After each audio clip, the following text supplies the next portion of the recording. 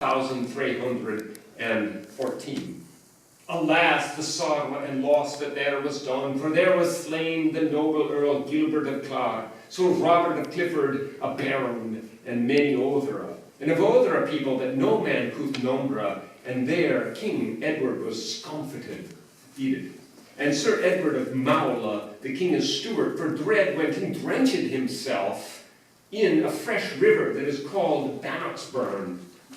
Therefore, since he drenched himself, the Scots said, in reproof and despite of King Edward, for as much as he loved for to go by water, and also for he was scomfited at Bannockburn, therefore Midas made a song thereof in that country of King Edward of England, and in this manner they song.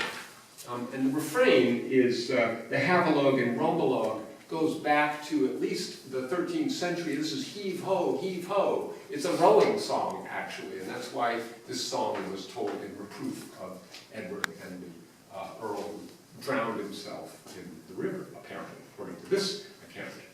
Maidens of England, sore may ye mourn, for tint ye have, and forget that loss, for tint ye have your lemons at Bannockburn with Havelog. What when did the King of England have he get Scotland with Rumbalog? When King Edward was discomfited, he was wonder sorry, and fast fled with his folk that was after a leaf, and went to Berwick, and there held him.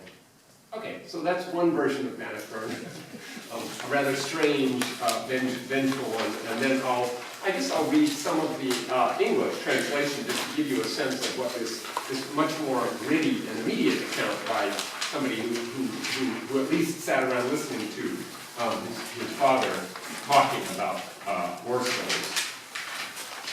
On the first page of this.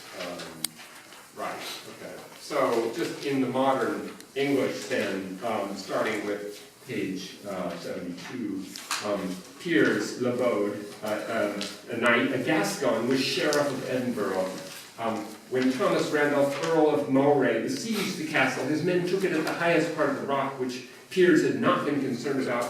Piers became Scottish in the allegiance of Robert the Bruce, and this is one of the bizarre things in this particular history. He's the only historian in this period who uses this notion: you become Scottish, you become English, and the allegiance there in the Anglo-Norman is faith, in the foi of Robert the Bruce, like a kind of religious commitment, who afterwards suspected him of treason and had him hanged and drawn. It was said that he doubted him because he was too open. He believed that he'd always been English at heart and was waiting for the best chance to harm him.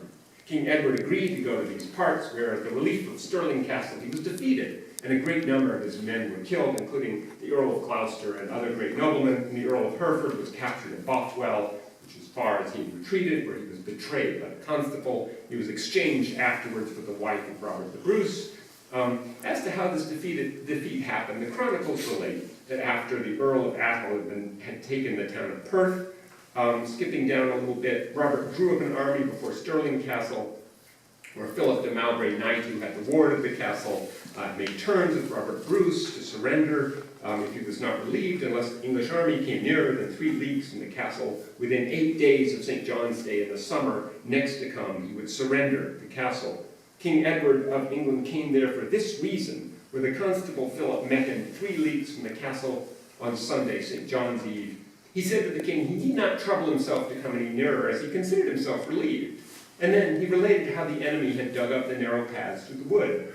The young men would not stop, but held their course. And this is a theme of Gray's story, that it's impetuous people, young people on both sides, that really caused this battle to happen. It was about ready to stop.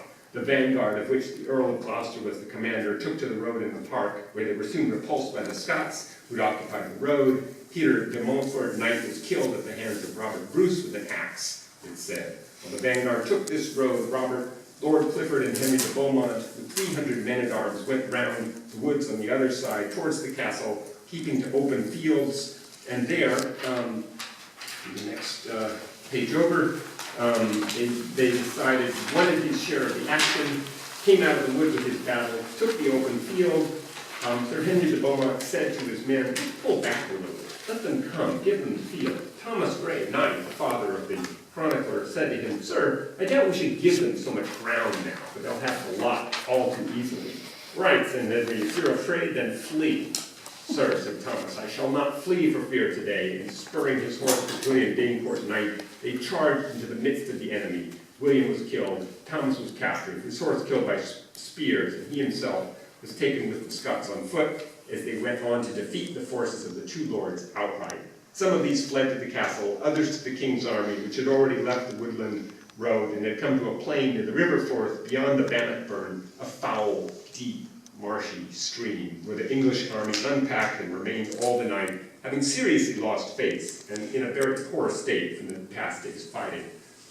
So there actually are several little scenes in this chronicle that provide the kind of bravado moments, but they turn out very sordidly, and so I find this an interesting contrast when the appearance of the river is really just a foul marsh in this one. So one more sentence from the other page, and then I'll read some of these in Anglo-Norman.